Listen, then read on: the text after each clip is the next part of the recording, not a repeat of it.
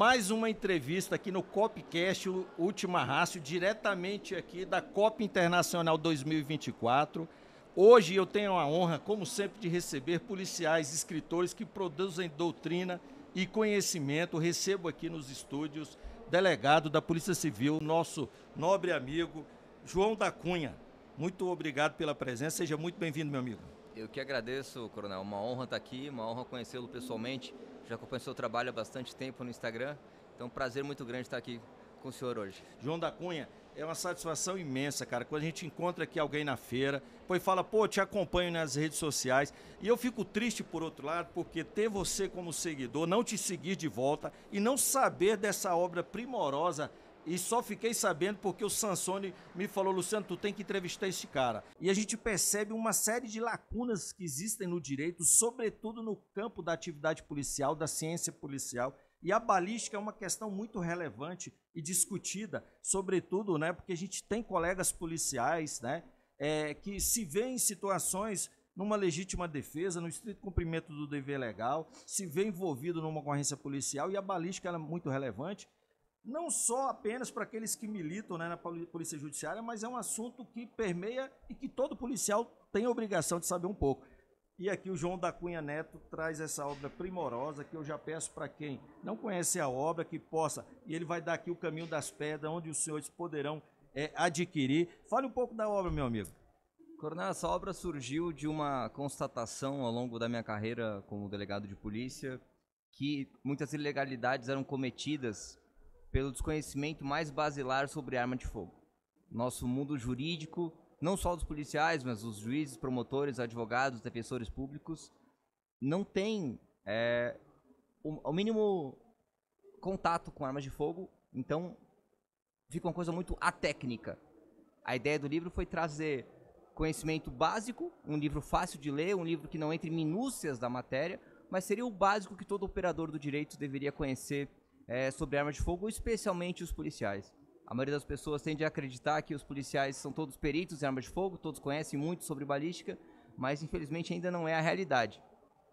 A gente está feliz de contribuir com esse processo e ombrear, coronel, com tantos policiais hoje escritores, como o senhor bem comentou, como por exemplo o João Bosco, como o Luiz Gaspar, como o Duliano, que é policial federal, o Tortola, que é policial federal, também escreveu um livro muito legal sobre gelatina balística. Então, ao longo dos últimos 5, 6 anos, mais ou menos, a gente vê um crescimento e um fortalecimento muito forte da balística como ciência no Brasil. E isso contribui para o mundo policial, especialmente com essa correlação com o mundo jurídico. Em que sentido?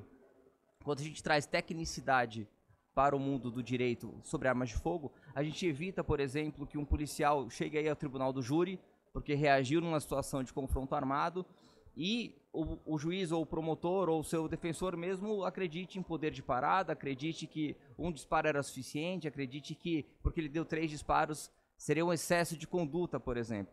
A gente está bem feliz de ver o nosso livro sendo usado na defesa de policiais, especialmente, em questões, notadamente da balística terminal. O desconhecimento sobre os efeitos que um projétil causa no corpo humano ainda é muito grande no Brasil, especialmente no mundo jurídico. E às vezes o laudo pericial não consegue dizer com clareza se aquela conduta foi justa ou injusta. Ele vai só descrever um fato. Quem vai dizer se aquilo foi legal ou ilegal, foi uma conduta excessiva, é o intérprete da lei. Nesse caso, os operadores do direito.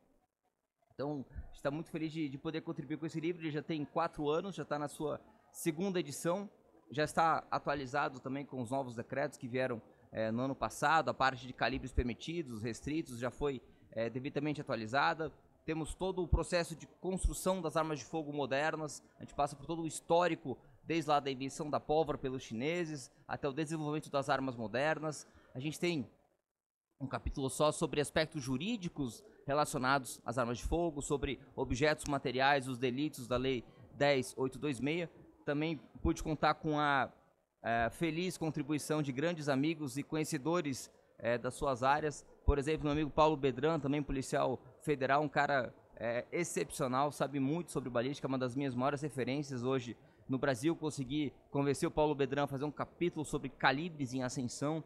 Temos também A minha amiga perita Sidneia fez a parte de balística forense, a parte de microcomparação. Ficou um capítulo muito ilustrativo para os profissionais do direito. E também o meu amigo e policial civil médico, Doc Manilha, lá do Paraná, que escreveu também a parte de balística terminal, ajudando a elucidar esses mitos que permeiam a nossa atividade e também poder contribuir para uma escolha melhor de munição, por exemplo, no meio policial. A gente vê que paulatinamente as coisas estão melhorando, as coisas estão mais técnicas comparadas a 10 anos atrás, especialmente na escolha de armamento, escolha de munição, escolha de proteção balística e assim por diante. Então, muito feliz de estar aqui no COP, muito feliz de estar aqui no seu podcast, para mim é uma grande honra.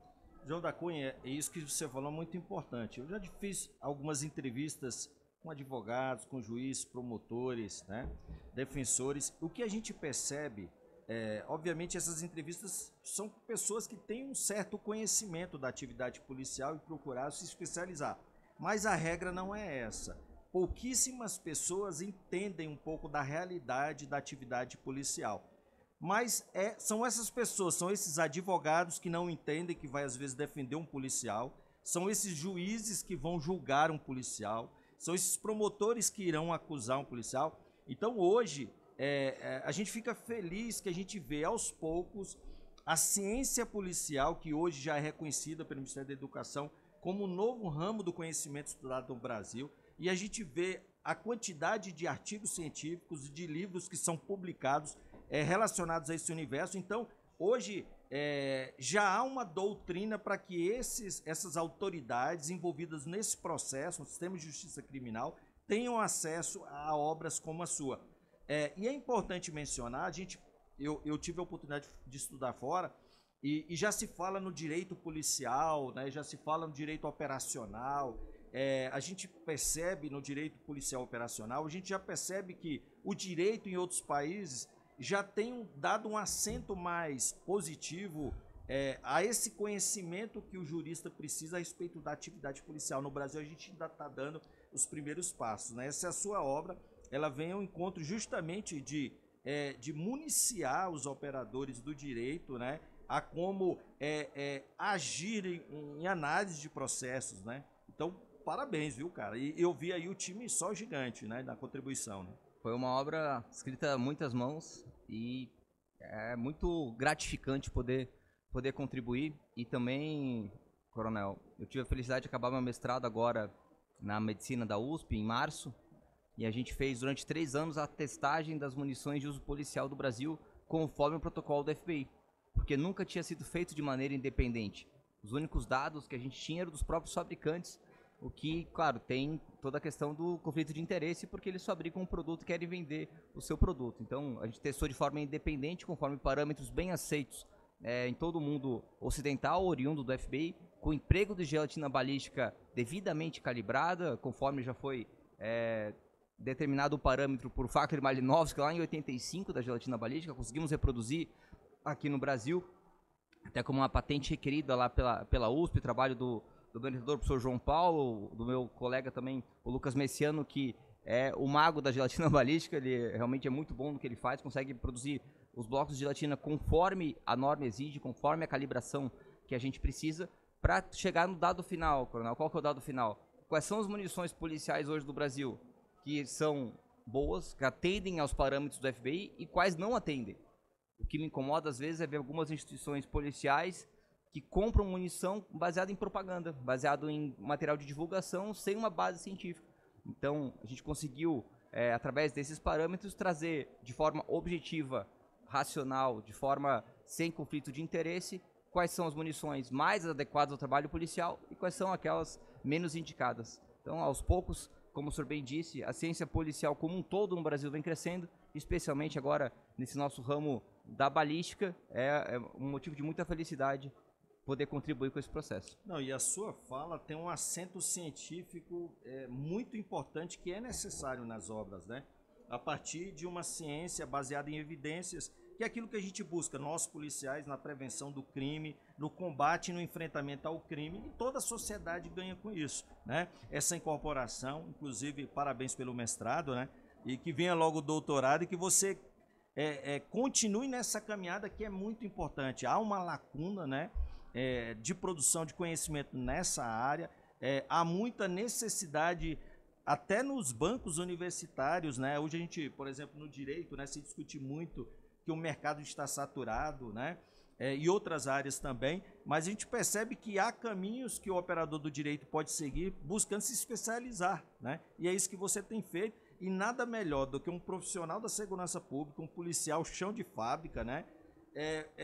Procurando conhecimento, estudando, fazendo mestrado, doutorado, e produzindo conhecimento, que é importante, né, para entregar para a sociedade, sem falácias, sem narrativas e baseado na técnica também. Né? Essa ideia. O trabalho ainda é muito, muito longo, coronel. Me entristece saber que ainda tem academia de polícia no Brasil que formam seus policiais sem nenhuma cadeira de balística, sem nenhuma hora de aula de balística. Até fiquei sabendo de turmas de colegas delegados de um estado da federação que não tiveram uma aula, uma Às hora vezes a formação de muito balística. Curta, né? Muito Meses, rápida, né? e Muito tal. Rápida. Exato, tem que condensar muito e acabam tirando um conhecimento tão essencial para a vida desse policial, para a vida profissional dele, para ele saber como é que funciona o seu instrumento de trabalho, para saber o que ele é capaz, o que ele não é capaz. Então, a nossa ideia é tentar conscientizar, especialmente os gestores da segurança pública do Brasil, da importância da tecnicidade, da importância da ciência balística na ciência policial, para que a gente possa suprir essas lacunas. João da Cunha, geralmente são os vídeos que a gente tem maior visualização no nosso canal no Instagram. São aqueles vídeos, e eu gosto muito de publicar, vídeos de situações reais em que você percebe, às vezes o policial efetuando um disparo e o cara vindo na direção, ele efetua outro disparo e você fala, cara, isso o que esse cara tomou? Né? Então é interessante utilizar o TikTok, o Instagram, essas redes sociais de vídeos curtos, para que o policial ele se aperceba que, peraí, né? Essa questão de só dar um disparo e pronto, tá garantido, é muito complicado. E é bom também que os juízes que julgam, né? Os promotores que acusam, e por isso que é interessante, tem acontecido com maior frequência, que as polícias acordarem e levarem juízes, promotores, defensores e até advogados para dentro dos estantes, simulando situações reais, colocando colete, capacete, fazendo aquela autoridade se estressar e ter que efetuar um disparo. Todos que passam por esse processo, terminam o processo e falam, cara, eu vou julgar diferente agora. Entendeu? Então, é muito importante isso, né? É complicado. Eu não sei se você já teve a oportunidade de treinar aí algumas autoridades ou participar desses processos. Já, defensores públicos, juízes. É ou não é o comentário depois que... Com certeza, muda totalmente a visão, coronel. Até no livro, a gente criou uma expressão que se popularizou no meio policial, que é a balística do caos, né? É a absoluta imprevisibilidade do comportamento balístico daquele projétil e daquela pessoa que está recebendo esses disparos. E às vezes até da arma, né? De uma limpeza ineficiente. Perfeito. Às vezes até uma boa arma, mas está com uma limpeza ineficiente. Perfeitamente. Isso vai impactar no poder de impacto da munição final. São tantos fatores que temperatura, vão atuar tudo. Passo de raiamento, o tamanho do cano, o tipo de projétil, a massa do projétil. Se a pessoa está parada, está andando, está de roupa pesada, roupa leve, se é magro, se é gordo, a distância, o ângulo de incidência, se pegou osso, não pegou osso. Então são tantos fatores que é sempre caótico. E a gente vê isso na sua rede social, vários casos de policiais efetuando diversos disparos, que a pessoa continua na sua ação criminosa, até investindo contra o policial. Até foi bastante famoso um vídeo agora dessa semana, que era uma mulher com uma faca indo para cima do policial, e ele efetuando os disparos, enfim. E eu só imagino um juiz ou um promotor lendo aquele laudo. Trata-se de mulher com, sei lá, 7, 8 disparos na região torácica. A leitura fria daquele laudo cadavérico, vídeo, né? Exato, poderia levar uma conclusão errada de que o policial agiu com excesso. Quando a gente percebe pela filmagem que não, até a balística do caos age, e às vezes os disparos de arma de fogo não são incapacitantes, ou pelo menos incapacitantes na velocidade que se desejaria, por uma questão fisiológica, uma questão de tipo de munição, de projétil, o que quer que seja. Então, a nossa ideia é combater esse determinismo judicial de que um disparo é suficiente, 2 disparos é suficiente, ou o que quer que seja, porque a gente percebe que a realidade é muito mais complexa do que isso, e esse conhecimento tem que chegar no operador do direito, que tem o poder da caneta e vai julgar aquele policial que teve que tomar uma decisão numa fração de segundo, depois vai ficar anos sendo escrutinado ali, julgado e analisado e tudo mais na sua ação muito rápida e sob alto estresse, que também a gente sabe que nosso comportamento sob estresse é diferente de um comportamento normal, com batimento cardíaco, adrenalina e tudo mais. Então, é bastante interessante essa análise de casos reais e aos poucos isso está entrando nos corações e mentes dos nossos operadores do direito. João da Cunha, uma satisfação imensa, cara, ter você aqui. Agradecer em nome da comunidade policial brasileira pelo importante contributo. E eu espero que você se matricule logo no seu doutorado e possa entregar outra grande obra, outra grande pesquisa pra gente. Muito obrigado, meu velho. Eu que agradeço, e para quem quiser adquirir o livro, pode entrar lá no site do clubedeautores.com.br ou na própria Amazon também tem, ou pode mandar um direct lá no Instagram, @jcunhaneto12, me manda um direct que eu mando pelo correio autografado aí para quem tiver interesse. Obrigado pelo espaço, obrigado pela oportunidade, uma honra conhecê-lo. Perfeito, esse foi mais um episódio Copcast Última Raça, diretamente da Copa Internacional 2024. Até o próximo episódio. Forte abraço. Valeu. Falou, meu velho.